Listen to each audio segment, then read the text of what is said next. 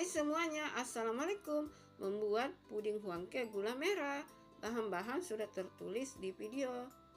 Masukkan semua bahan ke chopper seperti di video.